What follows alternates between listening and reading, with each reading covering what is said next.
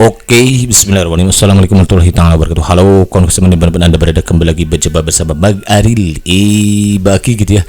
Semoga kita selalu dalam keadaan baik dan kebaikan selalu menyertai semua. Amin. Oke, kawan-kawan, alhamdulillah kembali lagi Maki berkesempatan untuk berbagi kabar gembira. Di mana kabar gembira yang Maki sampaikan tentunya selalu berkaitan dengan tenaga non ASN atau yang kita kenal dengan istilah tenaga honorer. Di mana informasi yang beredar saat ini adalah mengenai ribuan tenaga honorer bakal diangkat jadi ASN P3K di tahun 2024 ya.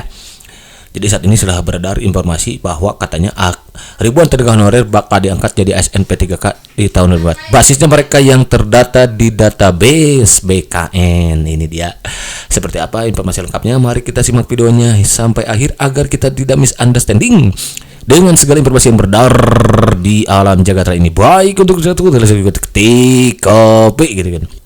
Namun sebelum jauh ke sana, Maki juga akan mencoba menyapa dulu beberapa sahabat kita yang sudah meninggalkan pesannya di kolom komentar, terutama beberapa video terhadap beberapa video Maki yang sudah saya disampaikan nih dengan judul Menpan RB BKN sebut hasil ringkasan data tenaga kerja Indonesia 2004. Nah, itu ada dari Bang Samsung 10 SJKT. Halo Bang Samsung 10, salam kenal dari Maki ya. Perlu diketahui Pak Menteri, data honorer 2002 yang baru Bapak keluarkan sudah banyak yang lulus di 2003. Iya betul. Jadi bagaimana itu masa udah lulus P3K tapi namanya masih ada di data honorer. Jadi bagusnya data 2003 yang diambil Pak, biar nggak kacau Pak. Oke. Ya, memang kawan-kawan di pendataan terakhir itu data yang terdata itu ada 2,3 juta ASN. Ya. Kemudian sudah diselesaikan sebagian di tahun 2003, maka sisanya sekarang itu 1,7 juta. Nah, yang 1,7 juta inilah yang sekarang diperjuangkan oleh pemerintah gitu ya, termasuk Menpan RB, BKN, DPR. Bagaimana mereka ini bisa menjadi ASN P3K tahun 2024 ini. Karena ini sudah menjadi, makanya dikeluarkanlah Undang-Undang ASN nomor 20 tahun 2003. Di mana Undang-Undang ASN ini menjamin keberadaan kawan-kawan untuk tetap melangsungkan pengabdiannya gitu ya. Artinya kawan-kawan masih bisa mengabdi atau jadi honorer di sekolah tertentu atau di instansi tertentu gitu. Karena di tahun undang-undang sebelumnya kan sudah tidak ada katanya ya. Tapi ketika dinyatakan tidak berlaku, maka diberlakukanlah yang ASN nomor ini 20 ini yang terbaru. Dan kawan-kawan ternyata di sini diberikan kepastian lah bahwa ini mereka yang terdata dalam database BKN itu harus sudah tuntas per Desember 2024. Seperti itu, seperti Mama ya. Oke, lanjut. Nah, oke kawan-kawan. Sebelum lebih jauh ke informasi yang akan Maki sampaikan, untuk meyakinkan kawan-kawan terhadap informasi yang akan disampaikan oleh Maki, kawan-kawan bisa simak dulu video berikut ini ya. Terkait dengan data, saya kira kami tidak ada yang berbeda Pak Ketua. Data 2,3 juta harus diselesaikan. Tuh kawan-kawan ya. Basisnya adalah yang di BKN. Nah, India. Ya. Oke kawan-kawan ya. Jadi ternyata data ini Pak Menpan langsung yang menyampaikan kawan-kawan bahwa mereka yang terdata yang 2,3 juta katanya tuh basisnya adalah mereka yang terdata dalam database BKN. Awalnya memang 2,3 juta, tapi tadi sudah Maki sampaikan dia sudah diselesaikan tahun 2003, maka sisanya saat ini itu sekitar 1,7 juta lagi.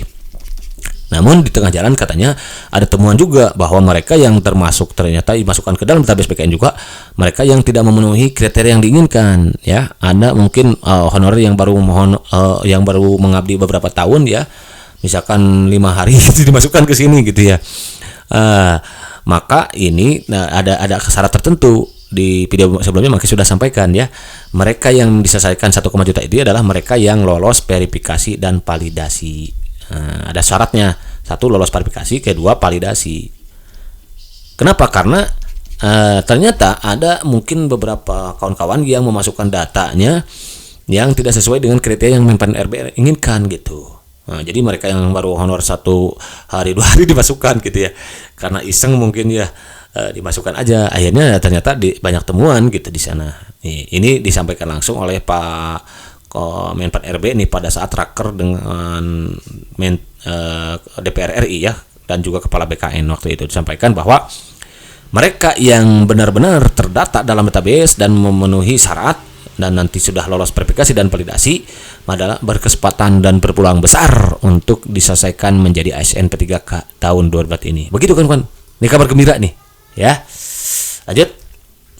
Nah, kalau kawan-kawan ingin meyakinkan, nanti kawan-kawan silakan download Undang-Undang ASN ya, Undang-Undang ASN nomor 20 tahun 2023. Nah, di pasal 14 di sana dikatakan di pasal 6 di bab 14 maksudnya di pasal 6 dikatakan pegawai non ASN atau nama lainnya yang kita kenal dengan istilah honorer ya, wajib diselesaikan penataannya paling lambat Desember 2024. Tuh kawan-kawan, wajib dan hukumnya wajib, bukan sunnah makruh lagi, mubah apalagi, tapi wajib. Kalau wajib berarti sesuatu yang harus dilaksanakan, kan ketika dilaksanakan dia akan menjadi dosa gitu hukumnya, kan seperti itu.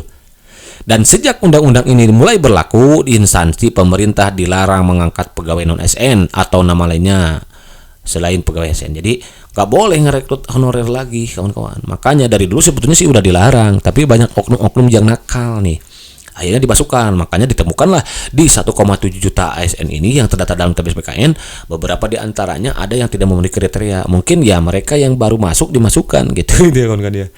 Ternyata sekarang terciduk gitu. Itu sebabnya kenapa pemerintah, BKN dan Menpan RB mewajibkan waktu itu Menpan RB dan BKN gitu ya, mewajibkan agar mereka yang terdata ini yang jumlahnya 1,7 juta ini harus wajib ikut CAT.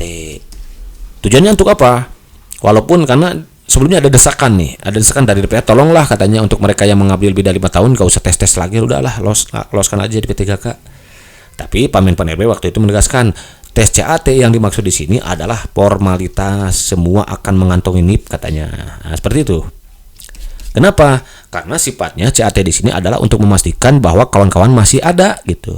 Belum kan mungkin kawan-kawan ada yang pindah ke lain hati gitu ya.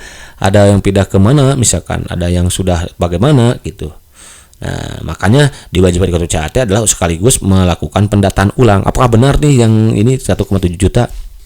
Kemudian dari sanalah nanti semua akan mengantongin NIP NIP nih kawan-kawan. Jadi mereka yang lolos yang ikut CAT itu semua akan mengantongin NIP. Hanya nanti dalam perjalanannya akan diarahkan menjadi full time dan part time. Full time itu tentu untuk daerah yang membuka formasi, part time itu kemungkinan untuk daerah yang tidak membuka formasi dan belum berkesempatan lolos gitu. Karena di sini akan di ranking di nanti. Tuh, infonya seperti itu kawan-kawan. Saya paham ya. Informasi yang akan Maki sampaikan berikutnya juga Maki lansir dari bungko.desa.id ini. Nanti kawan-kawan silakan subrek ke sana untuk meyakinkan bahwa informasi yang beredar ini adalah benar-benar adanya atau bernilai kebenaran gitu kan aja. Informasi yang beredarnya itu adalah bahwa katanya kabar gembira karena ribuan tenaga honorer bakal diangkat di ASN P3K di tahun depan. Iya benar kan? Tadi juga di video sebelumnya sudah sempat disampaikan ya, bukan ribuan lagi kan, tapi berapa tadi? Ada 1, jutaan gitu ya nanti. Tapi ya nanti sampai Desember 2024. Ini diposting pada hari Sabtu. Hari ini berarti ya. Tadi ternyata tadi ya pukul 00.18 Wita nih. Oke, nah, kita lanjut ya. Cek. Sebuah berita baik telah menyapa para tenaga honorer di seluruh Indonesia. Terdapat peluang besar bagi ribuan honorer untuk mendapatkan status kepegawaian aparatur negara pada tahun 2024 berdasarkan informasi terbaru dari berbagai sumber terpercaya. Pemerintah tengah merencanakan pengangkatan jumlah terbetul ya. Contoh Kemenpan RB, Kemenag ya. Kemarin Kemenag sudah mengajukan formasi ada 151.000 sekian ya. Tapi yang di ACC itu sekitar 110.000 kalau nggak salah ya, 110.000 oleh Menpan RB setelah Menpan RB meminta pertimbangan dari BKN dan Kemenke.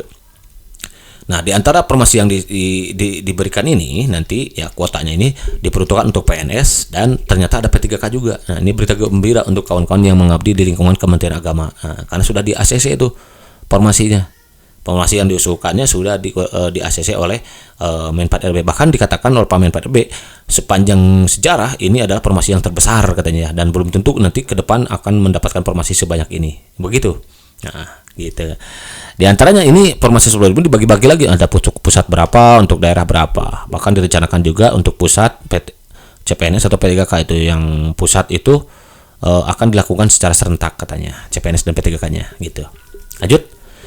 Poin penting terkait pengangkatan honorer menjadi ASN, satu, peluang besar bagi ribuan honorer. Diperkirakan ribuan honorer akan mendapatkan SKSN pada tahun 2024 ini, ya.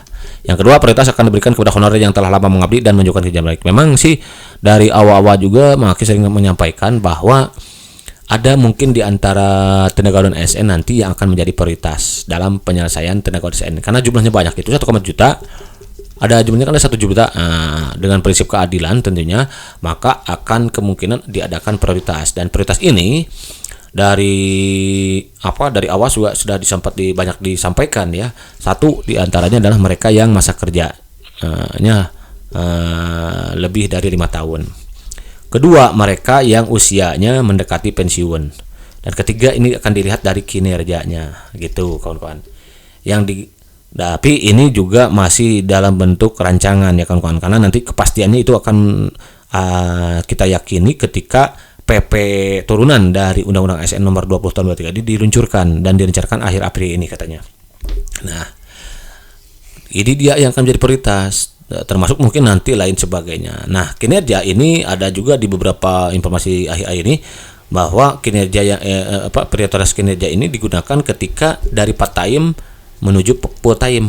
Jadi ketika kawan-kawan dinyatakan lolos part time dan untuk menjadi full time nanti akan melalui pengawasan.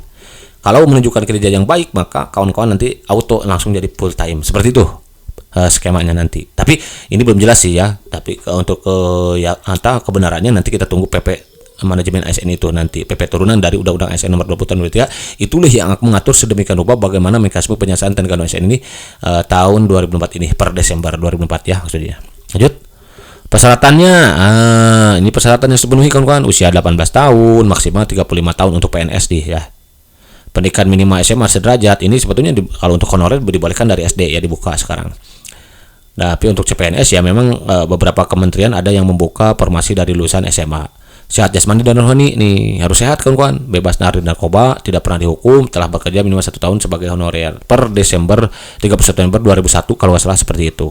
Jadi 1 tahun itu per Desember 2021 kalau tidak salah sebetulnya, berarti harus sudah honor per 31 Desember 2020 begitu. Lanjut. Mekanismenya, seleksi akan dilakukan berdasarkan kompetensi dan kinerja. Informasi terkait seleksi akan diumumkan secara resmi oleh instansi. Cek nama Anda katanya. Oke, itu dia. Ya, jadi intinya honorer tidak akan menerima SK apabila tidak memenuhi persyaratan.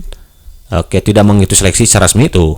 Instansi tidak membutuhkan tenaga honorer terbatas anggaran, melakukan tindakan kecurangan seperti memalsukan. Nah, ini dia. Ini hal-hal yang harus dihindari oleh kawan-kawan. Satu, tidak mengikuti seleksi ya.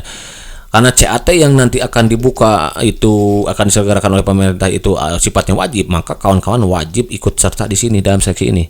Ketika kawan-kawan tidak ikut seleksi CAT, maka kecil kemungkinan untuk kawan-kawan bisa lolos jadi ASN P3K. Karena kuncinya adalah ini. Meskipun kawan-kawan sudah terdaftar dalam database BKN yang jumlahnya 1,7 juta, tapi kalau tidak ikut CAT itu sama aja dengan nothing kawan-kawan. Jadi kawan-kawan harus ikut. Kenapa? Karena dari CAT ini nanti akan diarahkan menjadi full time. P3K full time mereka yang setelah lolos rankingan nih, dari ranking misalkan dari ranking 1 sampai 500 dia ranking. Kuotanya ada 400, berarti 1 sampai 400 itu akan menjadi full time. 100 akan diarahkan menjadi part time. Termasuk daerah yang tidak membuka informasi. Nah, untuk daerah yang tidak membuka informasi, maka mereka akan menjadi P3K part time. Tapi semuanya dua-duanya ini mengantongi NIP. Jadi dua-dua ini mengantongi NIP. Ketika nanti daerahnya membuka formasi, maka yang P3K part time ini akan menjadi full time setelah melakukan peninjauan tertentu seperti kinerja misalkan yang digadang-gadang saat ini itu ya. Jadi mereka yang dinyatakan part time dan akan lolos jadi full time itu harus melalui peninjauan kinerjanya gitu. Seperti itu direncanakannya. Itu dia. Jadi wajib nih hukumnya, wajib ikut CAT agar kawan-kawan lolos menjadi P3K full time ataupun part time. Kalau tidak ikut CAT ya bahaya gitu. Susah, makanya meskipun sifatnya formalitas CAT ini, maka kawan-kawan jangan sampai nanti pada saat pelaksanaannya jatuh sakit. Karenanya di samping kita memaksimalkan usaha, kawan-kawan juga agar tidak lupa untuk memaksimalkan doa gitu ya. Usahanya maksimalkan, berdoa gitu ya. Nanti mungkin kedepannya makin akan coba berbagi soal-soal P3K-nya. Kemudian doanya apalagi nih, bantu ini untuk meminimalisir hal yang tidak diinginkan seperti tiba-tiba misalkan jatuh sakit pada saat pelaksanaan. Nah, itu bisa kita minimalisir dengan sering memanjatkan doa. Ketika kita tidak tahu untuk menjawab suatu soal misalkan ya, harusnya jawabannya A, kita akan menjawab B. Tiba-tiba hati kita diarahkan untuk menjawab A. Kan bisa seperti itu kalau dengan doa ya. Jadi saran makanya di samping kita menghasilkan usaha, jangan lupa untuk mengajarkan doakan atau apalah artinya usaha tanpa doa itu sama dengan sombong, apalagi berdoa tanpa usaha itu sama dengan bohong. Antara usaha dan doa kan harus seimbang, kan juga perjuangan dan doa. Oke, kawan-kawan, berikut saya Dudi Sodikin, mudah-mudahan bermanfaat. Thank you for listening. See you next video. Assalamualaikum warahmatullahi wabarakatuh.